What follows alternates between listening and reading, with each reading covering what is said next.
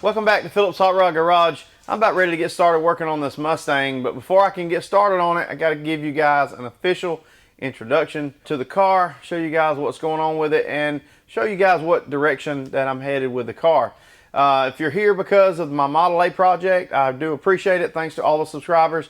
Don't go anywhere. The Model A is coming up in the very next video. We're going to be working on the doors on the Model A again, so don't go anywhere. But we are adding this Mustang as a current project on the channel, and this car will move along pretty fast with the work that's got to be done to it. So I got a whole bunch of parts that I've been ordering up for this thing. What we're going to do is I'm going to give you guys an overview of the car, show you guys everything that I have planned for it, kind of give you an idea of the direction that the car is headed, and we're going to open all these boxes up, go through all these parts, and then we're going to try to do a little bit of work to the car in this video because there's a couple things that need to be done before I can drive it. And by the end of this video, I want to take this thing for a spin, kind of show you guys what this thing's got. So it ought to be fun. Appreciate you hanging out. Let's go ahead and get started. So I'll go ahead and tell you about the car. It is a 92 Mustang Coupe. It's 32 years old, and for the age, it's in pretty good shape. It's got a set of chrome ponies on it. These are aftermarket wheels that are replicas of the original 91 to 93 Mustang wheels, but they are larger. The original wheels would have been a 16 inch. These are 17 inch, 17 by 9 on the front, 17 by 10s on the back. So there is quite a bit of rubber up under this thing. It has two 55/40s on the front and two 75/40s on the rear. Overall, in really good shape. Interior is pretty nice, but it does need quite a bit of work. For 32 years old, you can kind of expect that, but it does need paint, but just so happens that's what I do for a living, so I can take care of that with no issue. It also needs new headlights in it. As you can see, those are pretty bad condition. And it's also got to have a set of tail lights on the back because those are not the correct ones. Those are like 86 and older tail lights, and I'm going to go back with the 87 to 93 style, which is what the car is supposed to have. Now the inside looks pretty good. I do have some trim off the inside, and I'll tell you why that's off later, like up around the windshield. I've got some of that trim off. But for the most part, the interior is pretty nice. I do have some new armrests to go on it. You can see over there, the armrest is missing. There's a lot fixing to happen on the inside, and we'll get into that a little bit later. Now inside the trunk, it needs a little bit of work in here also. As you can see, there's no trunk lining material in here. It's all missing. Well, there were some panels in here, but they were messed up. Let me show you those. This is what was in there before. Somebody cut a hole in each one of these to access the adjustable shocks.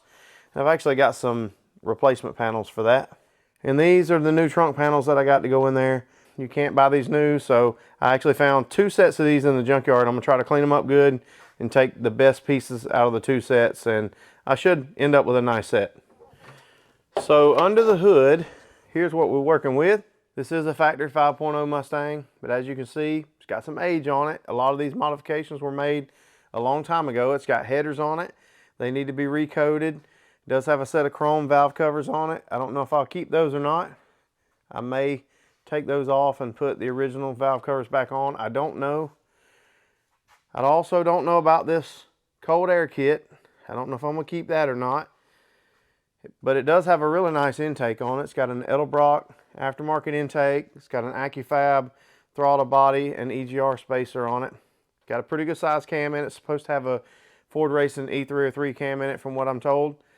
It has a set of underdrive pulleys on it. Car sounds good. I was told that the intake and the heads are both ported. Supposed to have the stock heads on it, but they've been ported according to what I was told. I really don't know. I just know the car runs pretty strong. So all this is going to get completely reworked. All this is going to get all repainted, took apart, repainted, and all redone so that it looks show quality under the hood when I'm done. So that's about it for the car. It's a 32-year-old car that needs some work, so we're going to take care of it. Let's get started opening up some parts. We got plenty of stuff to work with here. This actually came with the car when I bought it. This is a new center console with cup holders. These cars didn't have cup holders in them from the factory. It's like Christmas, guys. New set of spark plugs. Now this is a mass air meter. It's chrome.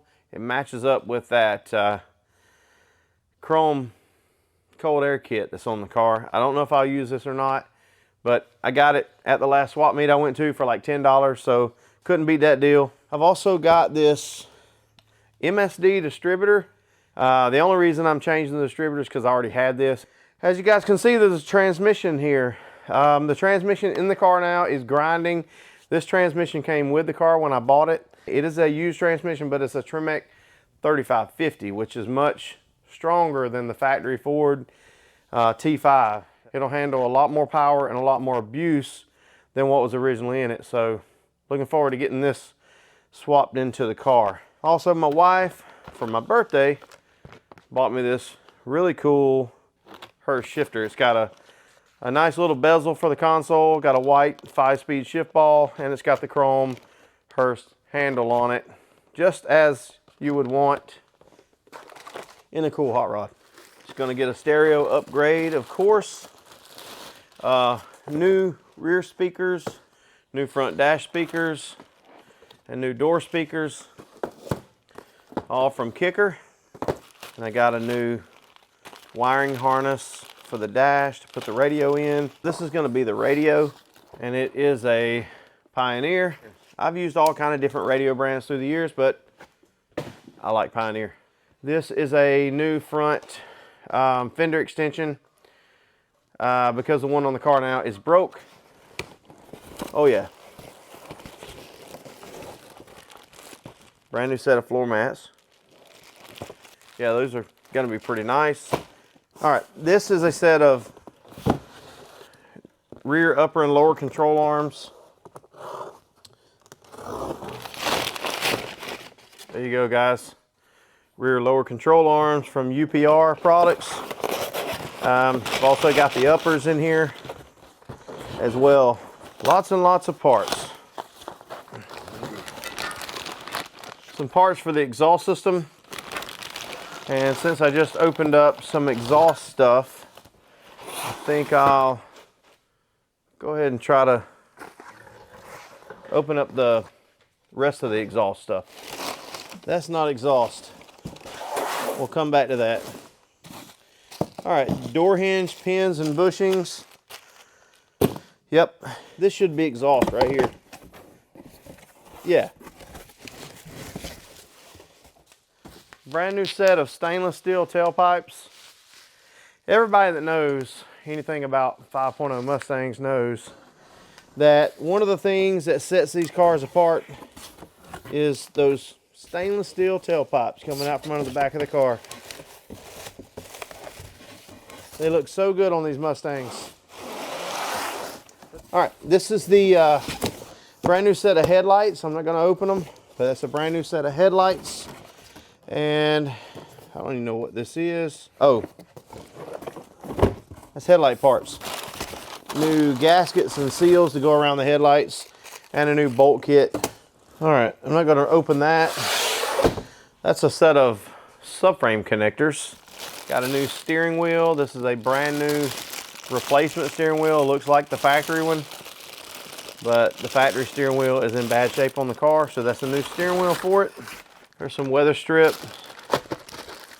more weather strip. I think that's the window run channels. New set of mufflers. Of course, it has a set of Spin-Tech mufflers on it, and I really don't like the sound.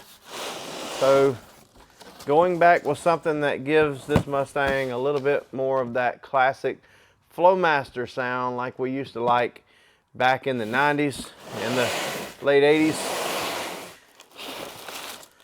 That's a new cowl screen. Those are bad about getting broken on these cars, and this one is broken on this car. So new cowl screen will fix me right up on that. Here's some new trim for the exterior. This is the trim that goes above the door on each side. Some new interior panels. Those are like the little panels that go inside the mirrors on the inside of the car. New armrest pads right here. New outer belt moldings for the doors. The weather strip that goes there. There's just a whole bunch of miscellaneous stuff. Exhaust brackets. New pedal covers, little pads that go on the pedals. Some windshield molding trim. Inner door weather strips. Weather strip goes around the fuel neck back on the back of the car. New door panel clips.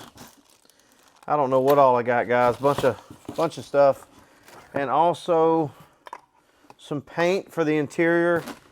So when I'm replacing some of the interior panels, this company LMR makes perfectly matched paint. I've used this on my daughter's Mustang in the color of her car, and it actually matched up real good.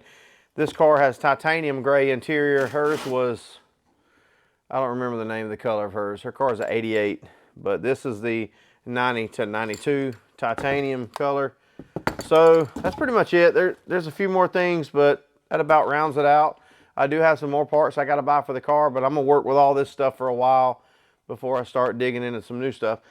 So what I'm going to do is go ahead and show you what the first project is, and Eric's going to be here in the morning to help me work on this thing, and we're going to get started. We're going to put it up on the lift and do some work underneath the car and get this thing ready to hit the road, and we're going to take it for a spin. So let me open up this last box and kind of show you what's got to happen here.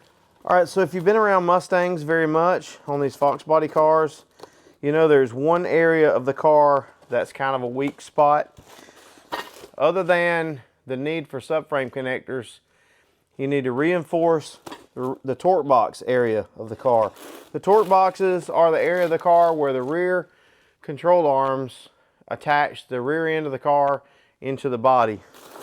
So these companies make what's called torque box reinforcements, and that's what this is right here. These are reinforcement plates that will strengthen the upper torque boxes, and these are the plates to reinforce the lower torque boxes. These have to be welded in, but they add a lot of strength to the body of the car where the control arms meet the body. Now without these reinforcements, you'll completely tear the torque boxes out of these cars if you run them pretty hard. And this car does have some cracks in the torque boxes, and that's where we're at. So let me get all this stuff put away. Eric will be here in the morning, and I'll show you what we're gonna do. Hey buddy, ready to get the party started? I'm always ready to get the party started.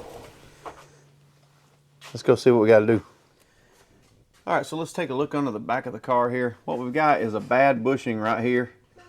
This bushing, the rubber part has moved inside of it, and you can see that the control arm right here is metal to metal up against the outer case of the bushing. So we're going to go ahead and pull the control arms loose, the upper control arms, and replace these two bushings, one on each side. This one on this side, you can see how it's supposed to look. See that rubber between there? It is cracked and dried out, but the other side is definitely busted. So that's the first project we're going to do on the car right there. Got some tools, buddy? I got a tool. All right. We get something for this side? It's on that impact right there.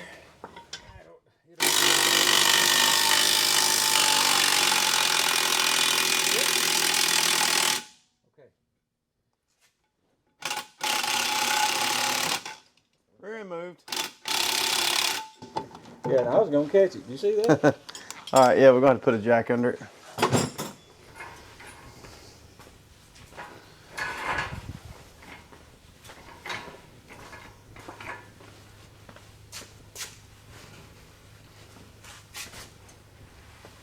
What's that looking like? Still got to come up. Watch out. Whoa. Come on with it.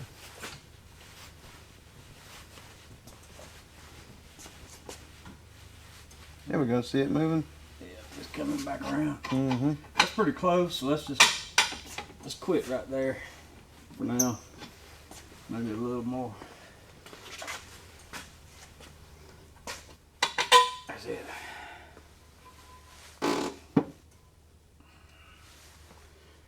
Oh yeah, it's brand used. All right, so now we can see the problem here. Check that thing out. That bushing is completely shot. When I was driving this thing, I could feel the whole rear end moving around. And there's the problem. So let's get that thing out of there.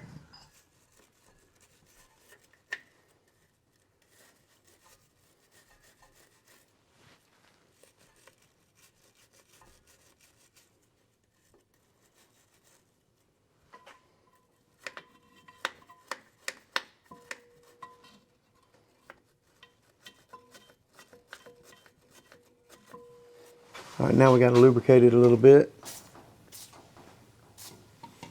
That ought to work. All right, so I got this little tool that I picked up for taking out these bushings.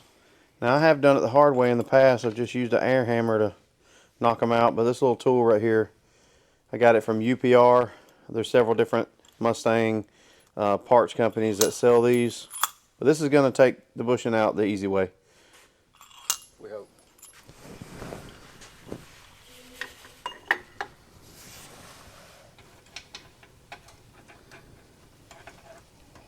All right, so there's the tool in place.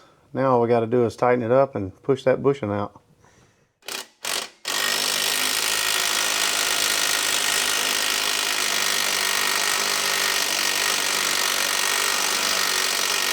it moving? It's moving.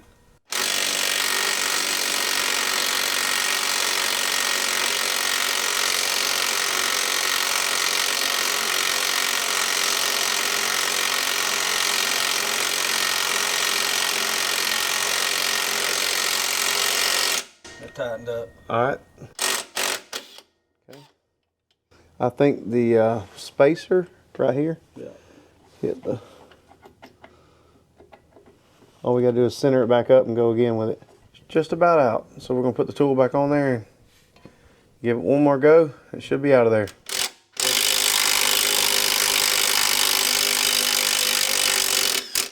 That's it, buddy.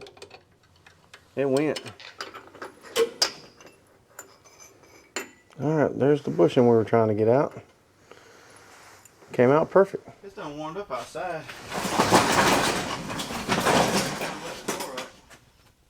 Alright. Alright, so what I got here to replace these factory rubber bushings that are completely destroyed is these spherical bearings. They install pretty easy. Going to show you guys how they go in, and then we're going to put the other side together, put you on time lapse. So let's get it done. Alright, so this thing installs pretty easy.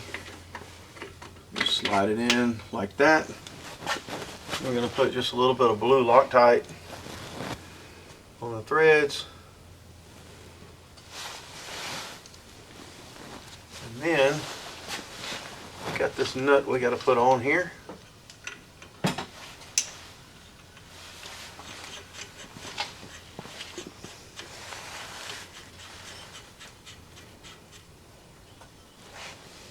Then we got to tighten it up. Alright, so the only thing I can find to tighten it up with is this wrench that's made for tightening up a fan clutch, or for taking off a screw-on fan clutch off the water pump on some of these late model vehicles. But this will work pretty good, so that's what I'm going to use.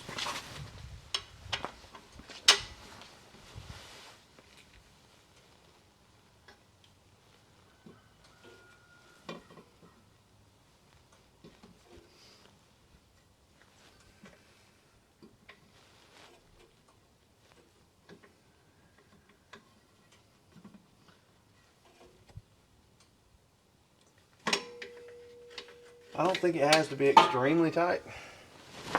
Alright, so right here we've got a couple of spacers that have to go in. One goes in this side, another one goes in the other side. Okay. Should be lined up pretty close. Yeah, that's pretty good. Bolt goes in from out here. Yeah, that lined up pretty good. Eric, you must have worked on that a little bit to get it lined up. I think he did, guys. I think he gave us a head start on that. But there we go. All we got to do now is tighten this side up and it'll be finished. And we're going to go ahead and do the other side on time lapse and get it done. And we'll be ready to let this thing down. Or no, we can't let it down. We've got some welding to do. Then we can let it down.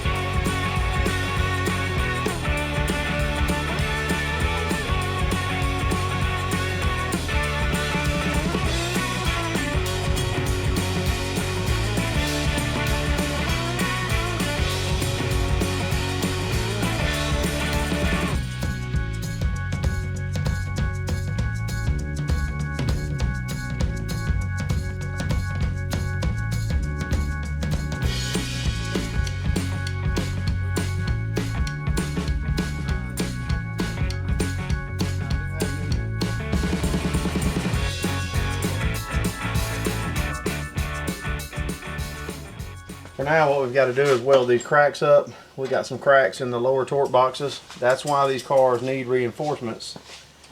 So once the reinforcements go in, those cracks will never show up again. So for today, what we're going to do is just go ahead and weld these up on both sides of the car. And then that'll be enough to get this thing where we can drive it. See here on the passenger side, there's a little crack. Driver side's worse, but the passenger side has a few small cracks in it. Once we get those welded up, we'll be in business.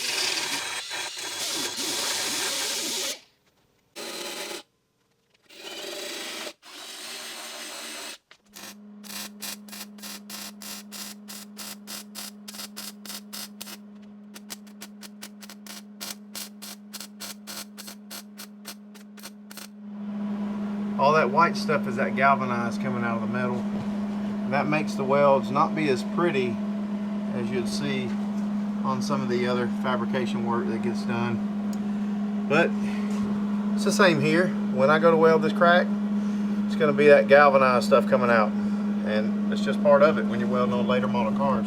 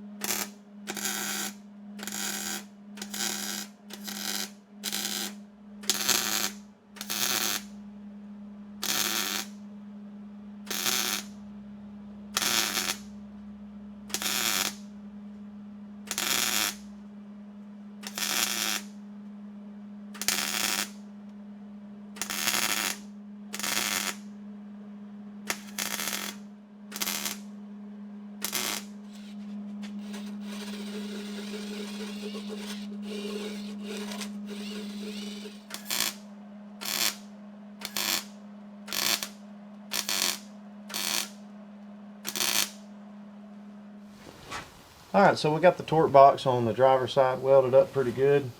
It's not real bad for welding on galvanized metal. That looks pretty good. So now what we're going to do is grind that down, smooth everything out, put some primer over it.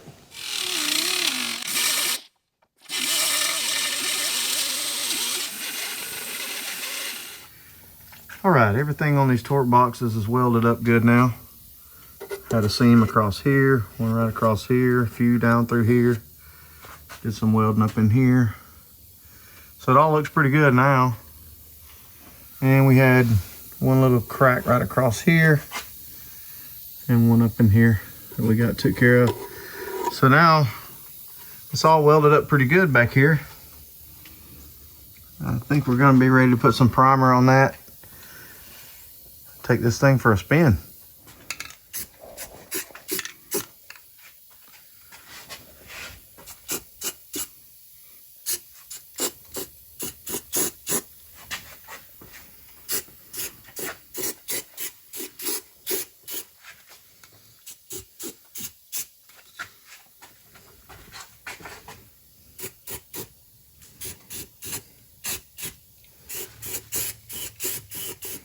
It's about out, guys.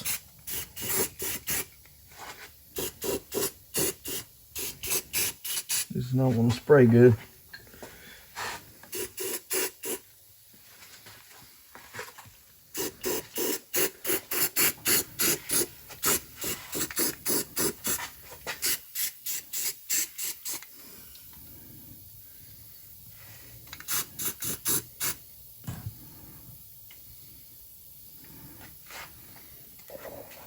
Looks pretty good. Yep. Let's get this side now.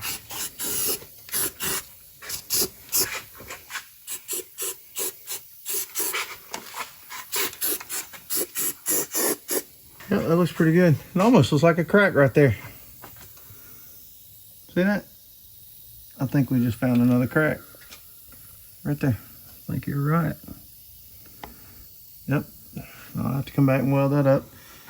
That can wait till we do the torque box reinforcements. I'll weld that up then.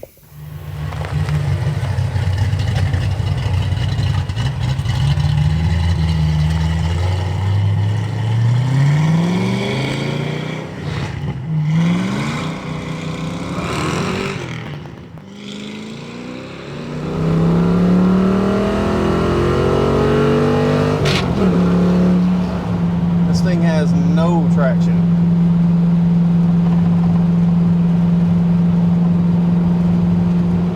Overdrive's kind of low too, isn't it? Yeah. 4,200 RPM, 65 mile an hour. Yeah. We're not going 65. We're probably going about 60.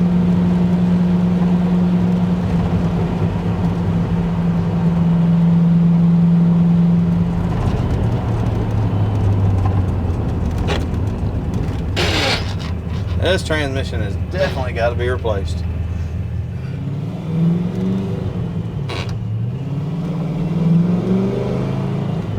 Whole thing runs pretty good.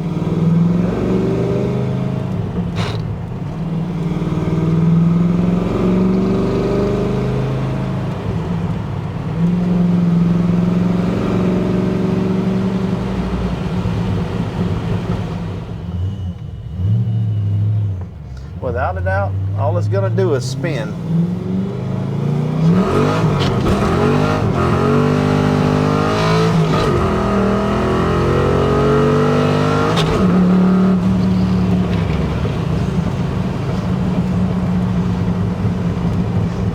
Got some power, buddy. Can't find it, force it. This transmission is shot. All it does is grind, but Well, gears are still there. Well, we got one in the floor. It's got some power to it, I know that.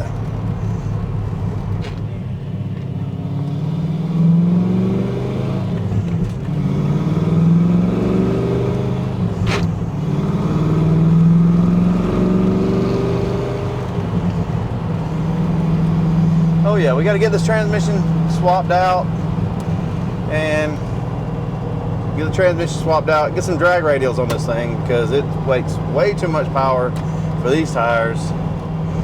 Thanks for watching. I'll see you guys in the next one.